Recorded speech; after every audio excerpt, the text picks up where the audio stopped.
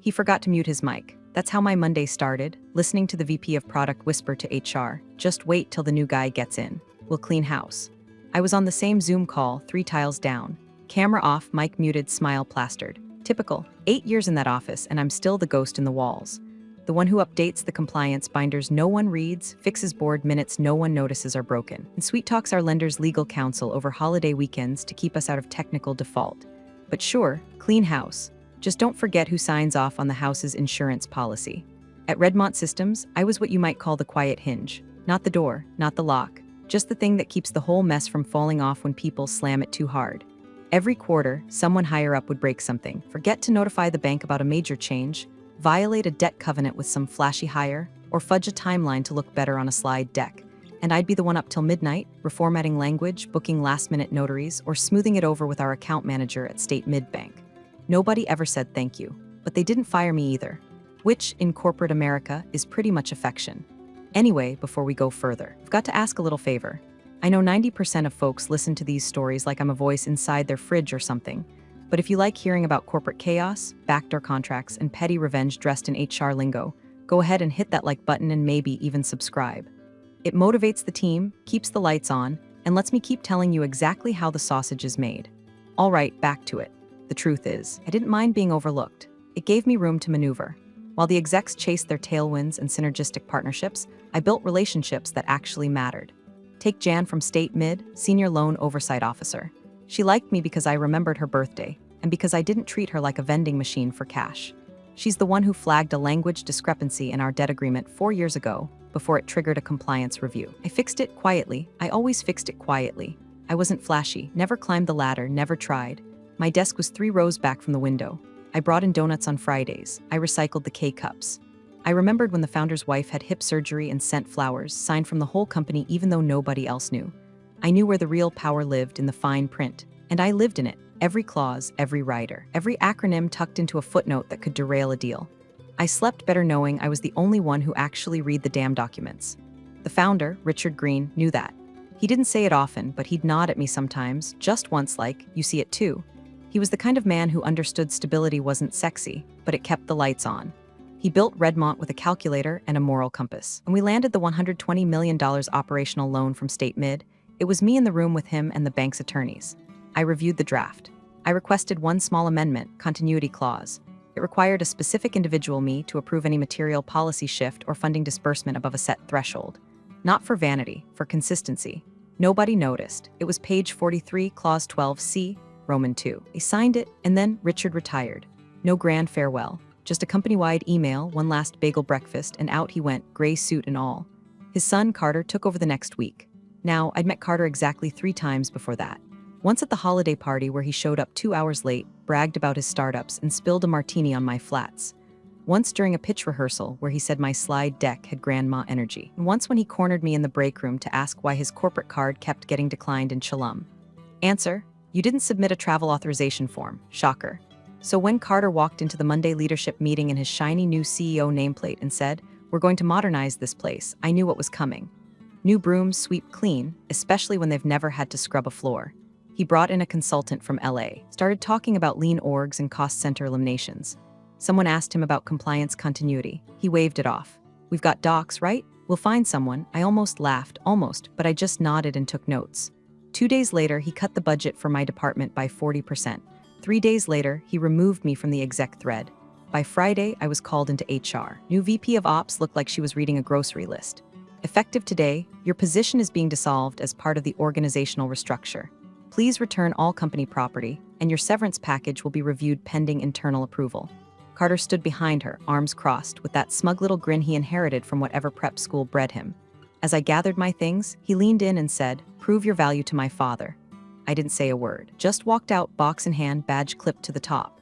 Nobody said goodbye, but they'd remember me soon enough, because Carter didn't know what his father had signed, or what I'd fixed, or just how many things had my name, not figuratively but literally, etched in ink. He thought I was the past. Turns out I was the trigger. The week after Richard Green retired felt like watching a church convert into a nightclub. Gone were the muted grays, the calm emails, the shared understanding that silence in meetings meant thought, not disengagement. Carter strutted in Monday morning like he'd just closed $1 billion SPAC and was here to disrupt legacy mindsets. Never mind that his last startup pivoted from vegan dog food to NFT lawn care before vanishing in a cloud of investor apologies. Now he was our CEO. They gave him Richard's corner office. Didn't even change the nameplate until Thursday. Brought his own standing desk, neon green ergonomic chair, and a ring light that made every Zoom look like a hostage video. His first official act, replacing the company's mission statement with a slide that just said speed, simplicity, savage execution, in bold with fire emojis. At the first leadership sync, Carter opened with a PowerPoint titled version 2.0, Building Redmont for the Next Billion. Slide 1 was a stock image of a chessboard. Slide 2 said, Legacy is the enemy of agility. Slide 3 was a bullet list. Eliminate redundancy, collapse vertical silos, modernize backend compliance ops, increase output per FTE by 200%. I was FTE #006. Been there since we were 10 people in a co-working space with leaky HVAC and a microwave that sparked when you made oatmeal. And now I was redundancy. He never mentioned my name, but every time he said outdated processes, or boomer bottlenecks, or compliance overkill, his eyes drifted across the table to where I sat. Quiet, neutral, professionally dressed like I didn't just hear my own eulogy. The ops VP, a guy Carter poached from a cryptocurrency exchange that got fined into oblivion, started talking about flattening the org chart and removing friction. I asked what the new plan was for risk disclosure under the loan. He blinked, we'll automate that. Automate what exactly? A legal certification? A clause with human signatory requirements? He didn't answer, just wrote something in his phone. That Friday, Carter hosted an Ask Me Anything town hall. Someone, I still don't know who, had the audacity to ask what he was most excited about. His response, trimming the fat. Honestly, we've got too many people doing jobs we don't need anymore. It's 2025. We've got AI. No offense to legacy folks, but if your value isn't obvious, I don't have time to excavate it. The room was silent. Don't worry, he added, we'll be fair. Everyone gets a chance to prove they belong in Redmont 2.0.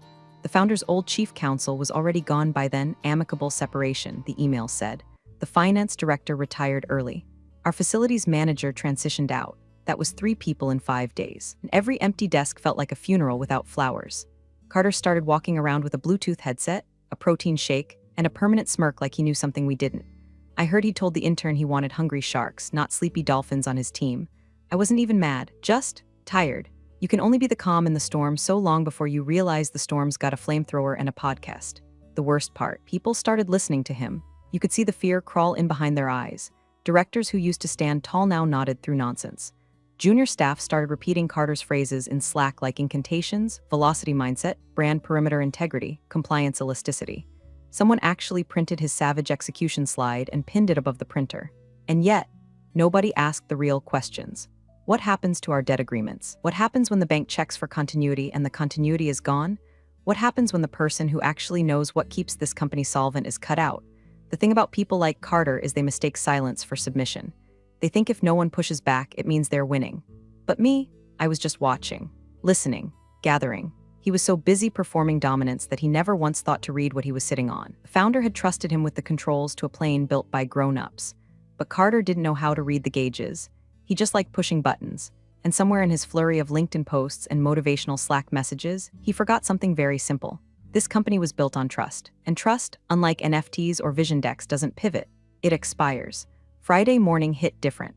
Not because the coffee tasted worse or the printer jammed again. Those were constants, but because the entire office felt off, like someone had turned the volume down on the world and was waiting to press play on a funeral playlist. I logged in at 8:57 a.m. sharp. By 9:02, my calendar dinged with a new invite, HR. Role transition conversation, no host, no agenda, just a 9:30 slot in conference room B. My stomach didn't sink. It folded calmly, like a suit being packed for a trip you didn't book. I walked in at 9:28, never give them the satisfaction of lateness. Carter was already there, leaning against the wall like he was about to pitch me a startup that sold smart yoga mats. Across from him sat the new VP of Ops, a woman named Darcy who had met twice and neither time sober. On the table, a cardboard box with my name written in Sharpie, misspelled. Carter didn't sit. Virginia, he said with that infomercial smile, we're streamlining. He gestured like a magician pulling a scarf from his sleeve. Legacy roles, high friction, it's all in the memo you'll be getting. Darcy pushed a manila folder toward me. Her eyes didn't quite meet mine. I opened it. 3 pages of HR-branded fluff about operational agility and role realignment. Nowhere did it say what my severance would be. Nowhere did it mention the loan. Nowhere did it acknowledge the $250,000 in compliance work I'd done solo while Carter was off surfing in Ibiza last month. Effective immediately, she said, carefully, your position is being dissolved. Your access credentials have already been removed from internal systems. We'll follow up regarding transition paperwork. I looked at Carter. He looked pleased with himself, like he'd finally figured out how to get rid of the weird, quiet lady who always corrected his calendar invites. Then he said it, prove your value to my father. No smile this time, just a challenge, like this was chess and I'd finally been checkmated. Funny thing is, I didn't flinch. I didn't scream or cry or throw a stapler. I didn't demand anything. I just reached for the box, placed the folder inside, and stood up. I paused at the door. You know, I said, glancing at the muted Redmont logo on the wall. Thing about scaffolding is, you only notice it when you rip it down too fast. He didn't get it. Of course he didn't. His brain was already back on whatever Slack channel was blowing up with reaction gifs and new brand vision slides. I was just another cost center he'd crossed off his to-do list. I walked out, down the hallway I designed the emergency protocol for, past the compliance posters I wrote, and out through the security gate that beeped red instead of green. Badge already deactivated. 2 interns were microwaving burritos in the kitchen. They looked up at me like I was a ghost. One of them offered a sad little wave. I nodded back, then I stepped outside. No parade, no goodbye card. No catered lunch like they gave Rob when he retired after 3 years of managing server rooms from his basement in Ohio. Just me, my box, and a very specific memory, page 43. Clause 12C, Roman 2. In the event of any material financial policy shift or disbursement request under the agreed facility, written authorization must be secured from the individual named in Schedule B, unless said individual is deceased or incapacitated.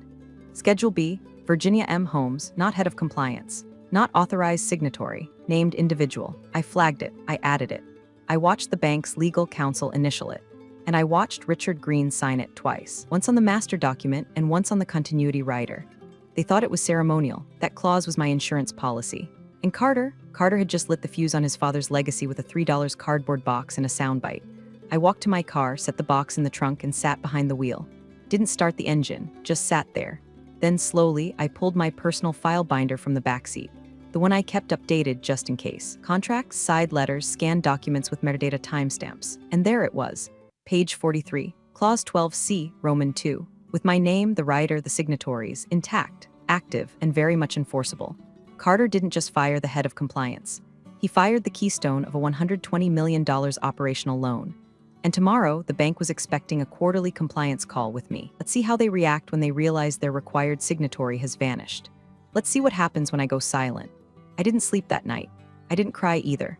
I just sat in the silence of my living room, the soft hum of the fridge cutting through the dark, and started pulling binders from my credenza like I was defusing a bomb. Because that's what Carter had just done, yanked the pin on a live grenade and tossed it into the boardroom. Too proud to notice the spoon hadn't flown off yet. The cardboard box they handed me in conference room B was still sitting on the kitchen table. My badge, a stapler, one dying succulent, and a thumb drive I kept in my desk drawer, the one with a mirror folder of every critical document I ever worked on. Not because I didn't trust Redmont, because I knew Redmont. By 2:14 a.m., I had my 2020 to 2024 loan oversight file open in 3 separate PDF viewers. Clause 12C, Roman 2 was exactly where I remembered it, 3rd paragraph, buried between refinancing triggers and permitted payment adjustments. It was the kind of clause no one notices unless they're hunting for it. A fail-safe, a firewall. The continuation clause. It didn't just require a sign-off from a compliance officer. It specified me, my full legal name. It tied my authorization to the release of funds, to the voting rights on capital expenditures, to the covenant that required lender reapproval in the event of structural leadership changes. It was surgical, intentional. Richard had added it after a particularly brutal loan negotiation with State Mid's Risk Committee 3 years ago. He pulled me into his office afterward, handed me a paper coffee cup, and said, "You're the reason we still have leverage. I want that memorialized." I thought he was being nice. Turns out he was being strategic. Schedule B of the rider agreement was printed on company letterhead. His signature, mine, the bank's, it wasn't ceremonial, it was embedded. I stared at that clause until the words stopped looking like English and started pulsing with weight. This wasn't a gotcha. This wasn't revenge. This was leverage. At 3:42 a.m., I sent a message through my personal email to Jan Thomason at State Mid. I didn't explain much, just asked if she had 50 minutes to speak in the morning. I attached the clause and labeled the subject line, Urgent Compliance Continuity Check-in Redmont Systems.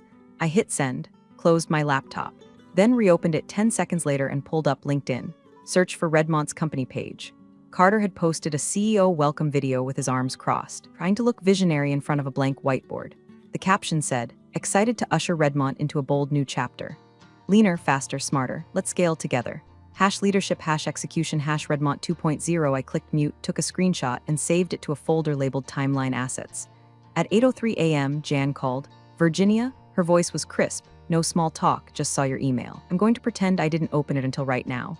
You're not technically on their authorized list anymore, so this is an informal courtesy. I understand, I said. All I need is confirmation. Is the clause still valid? She didn't answer for 6 seconds. I counted them. Then, yes, clause 12C, Roman 2, is active. Your removal without notice or documentation constitutes a covenant breach. If we move forward with disbursement or expansion funding without your written sign-off, we're exposed. What does that mean for Redmont? It means we pause everything until your authorization is either reinstated or legally waived, which requires a board vote and a formal amendment. And if they already submitted a disbursement request, they have. Jan sighed. Then the clock is ticking. She didn't have to say what we both knew. Bank had 72 hours to verify compliance on pending disbursements. Otherwise, the entire pipeline would freeze. Payroll, procurement, vendor obligations, strategic initiatives, all of it. I appreciate the call, I said. One more thing, Jan added. You put that clause in, didn't you? With Richard's approval. She laughed low and sharp. Damn, you're good. I didn't respond. Just ended the call, reopened the file, and started building my timeline. Emails, approvals, version control, proof of signature. Every document cross-referenced. I labeled a folder continuity packet and backed it up to 3 locations, 2 cloud, 1 hard drive. I also texted a friend in legal consulting. How quickly can I draft a scope of services for independent compliance advisory? Need it airtight, need it yesterday. By noon, I had 3 messages from unknown numbers. One was the new Ops VP, another from HR. The third, Carter. Hope you're well. Can we chat? Quick clarification about something in the loan docs. Nothing urgent, nothing urgent. He was already feeling the tremor, but he hadn't heard the crack yet. And me? I wasn't angry, I wasn't scared, I was awake. Monday morning arrived with the precision of a loaded gun clicking into place. I wasn't in the office. I wasn't on the call. I wasn't even listed on the org chart anymore. But I was very much in control, and Carter, poor idiot, had no idea the floor was about to dissolve under his brand-strategized loafers. 9:00 a.m. sharp. That's when the board call was scheduled. Expansion strategy review. A cool $50 million pull from the existing credit line to fund phase Roman 2 of their next-gen platform, whatever buzzword salad they cooked up to impress the new investor group.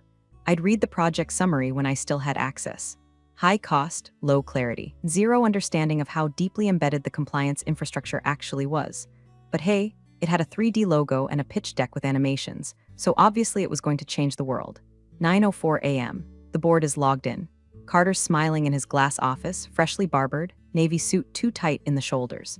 The VP of Ops is fiddling with his audio. One of the junior directors looks like she's reading from a script she barely skimmed. Everyone's waiting. Then the Zoom chimes. David Bernal, Senior VP, State Midbank, has joined the meeting. David's no nonsense. Been in finance for 30 years, grew up on asset-backed portfolios and bad coffee. He doesn't do small talk, doesn't do second chances. If he's on your call, it's either to sign off on something huge or to stop you from wrecking the car before it hits the wall. Carter leans in, that over-rehearsed enthusiasm dripping from every word. David, glad you could join us. We're really excited to walk through our revised scaling plan. Think you'll be pleased with how lean we've gone. David doesn't smile. He squints at his screen. I'm looking at the participant list, he says flatly. There seems to be an error. Carter blinks. An error? I don't see my required signatory for the loan on this call. The silence wasn't just awkward, it was seismic. David continued, voice calm, clipped. According to the terms of the 2020 Operational Lending Agreement, Clause 12C, Roman 2, any expansion, capital reallocation, or structural policy change requires written and / or verbal confirmation from the individual named in Schedule B. I don't see that individual present. Carter laughs. It's thin, desperate. Ah, that. Yes, well, Virginia Holmes is no longer with Redmont. We've transitioned that role internally. David's eyes didn't blink. Schedule B doesn't say role, it specifies person. As in Virginia M. Holmes, unless I missed her name on this call, the Zoom grid shifts, no one speaks. Carter clears his throat. We were under the impression that clause was more of a formality. We've consulted internally. Who at the bank approved that interpretation? David interrupts. Because no request for waiver or clause modification has crossed my desk, and I'm the primary on this account. The Ops VP suddenly leans forward like he's about to say something, then stops. Probably realizing nothing good happens when the guy controlling your company's purse strings starts quoting clauses by memory. David continues. Have you submitted disbursement documents? Carter falters. Well, the forms were prepped, yes. We've got a pipeline depending on the Q4 draw, and our teams are. David's tone shifts just slightly, like he's bored, or worse, disappointed. Until Virginia Holmes confirms in writing or appears to authorize the shift, State Mid is pausing all movement on the facility. That includes the expansion capital, interest recalc adjustments, and vendor batch releases tied to your Phase Roman 2 invoice schedule. He waits. No one jumps in. If Virginia Holmes is not reachable, he adds, you'll need to schedule a formal covenant hearing. which requires 7 days' notice. Full board minutes, legal review, and updated filings. Carter opens his mouth. David cuts him off. I'll stay on the call for 10 minutes. If she joins, we proceed. If not, we pause. Thank you. The Zoom goes dead silent again. You could hear the collective blood pressure rise through the pixels. I wasn't watching, but I could imagine it. The brand new CTO swiveling in his chair, trying not to look terrified. The investor rep pretending to take notes while texting someone under the table. The board chair, jaw clenched so tight his teeth probably cracked. Carter, sweating through his custom-tailored blazer, turning to the ops VP like, why didn't anyone catch this? Meanwhile, I was sitting in my apartment, sipping chamomile, watching the light shift across my living room floor.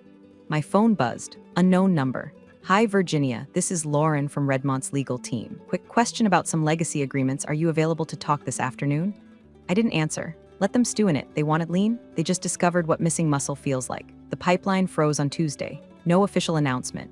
No red banner across the company dashboard. Just a slow bleed of panic, masked with cheerful Slack messages and frantic whispers behind closed doors. The Phase Roman II rollout, Carter's precious crown jewel, hit a concrete wall and no one had the tools to climb it. The first sign was subtle. A procurement request flagged as pending vendor verification. Then another and another. By noon, someone in facilities posted in #ops support. Anyone else seeing halted PO approvals? Need toner and it won't go through. An intern replied with a meme. Nobody laughed. By Wednesday morning, the truth started leaking. David Bernal and the team at State Mid had officially paused all active disbursements. The $50 million expansion funds? Frozen. The quarterly bridge draw for operating cash flow? Delayed pending compliance resolution. Vendor payments that were usually clockwork now required manual override, which was legal speak for no one has the authority to touch this until the problem is fixed. But the problem was me. More specifically, the absence of me. Carter tried to downplay it at first. He told the board it was a temporary systems discrepancy, that legacy access rights were being restructured. Then he pivoted to technical misalignment, then outsourced errors, each one thinner than the last. The truth? They couldn't even open the damn portal. The bank's backend wouldn't accept signatures unless mine was on file or unless the clause was legally amended, which required a board vote, full legal documentation. Most critically, my participation and I was silent, phone off, inbox untouched, notifications muted. My LinkedIn, however, was very much alive. Virginia M. Holmes, independent compliance consultant, regulatory continuity strategist, advisor to high-stakes lending frameworks. Banner photo, a calm lake at dawn. Location, Columbus, Ohio. Status, open to selective consulting partnerships. Profile banner alone was enough to trigger mild heart attacks across half the executive team. I'd updated it at 3 a.m. Tuesday morning. By noon, it had over 900 views, a few likes. A quiet message from a board member I used to trust. Virginia, can we talk off the record? I didn't reply. Back inside Redmont, the gears kept grinding without grease. Legal was called in. The general counsel flew back early from his vacation in Aspen. I heard through a friend that he walked straight into the boardroom without changing out of his travel hoodie. Within minutes, a flurry of internal messages were flagged urgent compliance hold. Vendor contracts started bouncing back with hold requests. Accounts payable went dark. Payroll timing got sensitive. When salaries are late by even a day, people panic. By Thursday, HR was fielding panicked inquiries from department heads. Engineering leads wanted to know why their tools weren't provisioning. The marketing team couldn't book contractors for an upcoming launch. Even the janitorial vendor flagged a pending termination notice if their invoice wasn't processed by Friday. Carter, he started unraveling. He called David at the bank 3 times on Wednesday, left messages, tried texting. No response. Then he tried me, email, cell, Slack, which I was no longer on, but nice try. Even had Darcy from Ops send me a friendly coffee invite on Calendly. I deleted it. Meanwhile, I was building something else. A consulting deck, not for Redmont, for Redmont's competitors. 3 had reached out after seeing my updated profile. 1 even offered to fly me out first class for a weekend retreat to discuss strategic compliance integrations. I wasn't committing to anything, not yet, but the timing was delicious. Carter still hadn't admitted to the board what really happened. He was hoping to fix it behind closed doors. Patch the hole before the water spilled out. But the board was asking questions now. Real ones. Who authorized the leadership restructure without clause review? Was legal consulted before the role dissolution? Where is the waiver for the covenant clause? And my personal favorite, if this requirement was so critical, why was she let go at all? They backed themselves into a corner and handed me the blueprint to the exit. All I had to do was wait. Because sometimes silence isn't weakness. Sometimes it's the sound of a company realizing it just fired the one person holding the dam together, and now the cracks were widening. The call came in at 6:47 p.m. on Friday, just as the sun dipped behind the Kroger parking lot outside my window and the first ice cube in my bourbon had melted. Private number, I almost didn't answer. But something in my gut said this isn't Carter. I picked up, Virginia? The voice was low, careful. A man. I recognized it before he said the name. It's Ken. Ken Harrington, board director. One of the few Richard ever trusted enough to leave unsupervised near real decisions. Old school, suit and tie even on Zoom. Used to manage compliance risk for a regional bank before retiring into governance and bourbon tastings. I hope I'm not intruding, he said. I tried your email. I understand you've been taking time. I didn't confirm or deny, just waited. He cleared his throat. I'm calling unofficially. Not representing the board, not yet, but I need to understand what's going on with the loan hold. Ask your CEO, I said flatly. I've asked. What I got was a TD talk about agility and trust falls. That earned a smile from me. First one in days. He continued, look, Virginia, I've seen a lot of messes in my time, but I've never seen a bank freeze a $120 million facility without sending a warning letter. They're not mad. They're surgical. That kind of silence means one thing, they're protecting themselves, which means we screwed up. Still, I didn't answer. Then came the sentence that shifted the current. I know about the clause. 3 seconds passed. Clause 12C, Roman 2, Schedule B. I pulled the original documents. Richard insisted it be tied to you, didn't he? I exhaled through my nose. Calm. Cool, yes, I said finally. And the bank required it be embedded post-signature. It wasn't a courtesy, it was a compliance anchor. I figured, he said. So now the company's frozen, payroll's at risk, and nobody seems to know how to unstick the machinery except the woman we unceremoniously tossed with a box of office pens. I waited again. Let the silence do the heavy lifting. I want to fix this, Ken said, but I need you to help me understand what we're standing on. What exactly did Richard do before he left? I gave him my terms. I'll talk once, but only in front of legal, and only with the board chair present. Ken didn't argue, just nodded into the receiver like he expected it. I'll set it up. Monday morning. Virtual or in person? In person, I said, downtown. Legal counsel's office. I want everything timestamped. Understood. I ended the call and pulled up my continuity packet. 23 files. Original signed loan agreement with Schedule B writer. Email thread from Richard. Add Virginia to the schedule. Non-negotiable. PDF of signature chain, showing Jan from State Mid's initials next to mine. Internal memo I wrote outlining the clause implications, dated and acknowledged by then Finance. A screenshot of my removal from Redmont Systems. With timestamp, I packaged it. Password protected the folder. Then I drafted a simple, polite email to Ken Harrington subject. Requested documentation compliance continuity Ken. As requested, attached is the documentation outlining the current enforcement posture of Clause 12C, Roman 2 under the Redmont State Mid facility. Please review in advance of Monday's meeting. Best. Virginia Holmes, independent compliance consultant. I clicked send. My phone vibrated 30 seconds later. New email from legal at Redmont. Subject line, urgent, meeting request compliance continuity discussion. I didn't open it. Instead, I sat back, sipped the last of the bourbon, and stared out the window as headlights blinked in and out of the grocery lot like dying stars. They wanted me back, but not as staff, not as legacy. This time, I was the storm they had to negotiate with, and I'd be bringing the weather forecast. The conference room smelled like old leather and nervous sweat. Glass walls, deep walnut table, a pitcher of water no one touched. Downtown, 9th floor, neutral territory, Harrington and Low LLP. They'd hosted messier meetings here, I'm sure, but this one had a quiet tension that didn't need raised voices to feel dangerous. I walked in alone. No entourage, no lawyer at my side, just a slim black folder under my arm and the unspoken weight of a company on pause. Across the table, Ken Harrington looking somber but focused. The board chair, Evelyn Park, immaculate in a gray blazer, lips pressed in a line like she was already regretting everything. Redmont's internal counsel sat 2 seats down, typing notes before anyone spoke. And at the far end, arms crossed and trying way too hard not to look rattled, Carter. He looked older than he had a week ago. Maybe it was the circles under his eyes or the way he avoided mine. Maybe someone had finally explained what a covenant default actually meant. No one offered a greeting. I sat, opened the folder, pulled out one sheet of paper. This, I said, sliding it forward, are my terms. No theatrics, no dramatic pauses. Just the same voice I used when telling procurement that no, it couldn't expense rooftop massages during budget freeze season. Evelyn picked up the page, read in silence. Her eyes didn't widen, her jaw didn't move. But the stillness in her shoulders told me everything I needed to know. She saw the trap, and she knew it was airtight. Ken leaned in to read over her shoulder. Even Carter sat up straighter, trying to catch a glimpse. Terms of reinstatement, Virginia M. Holmes reinstatement under title. Strategic Compliance Officer, reporting structure. Direct line to Board of Directors, exempt from CEO oversight or review, scope of authority. Full oversight of compliance infrastructure, lender correspondence, and internal policy certification. Term, guaranteed 36-month retainer. No termination without board majority and bank approval. Rate, To be disclosed separately, indexed annually per CPI. Public statement, Redmont to issue internal memo recognizing transition to strategic advisory structure. That last clause wasn't for vanity. It was for signal to the bank, to competitors, to the market. I wasn't coming back, I was elevating. Evelyn set the paper down, folded her hands, looked directly at Carter. Not a word, not a blink, just silence. Carter's lips parted like he wanted to object, but no sound came out. He looked toward legal, maybe hoping for backup, but they were too busy reviewing the packet I'd sent the night before. The one with the clause, the signature chain, the audit trail of his decision to terminate me without clause review.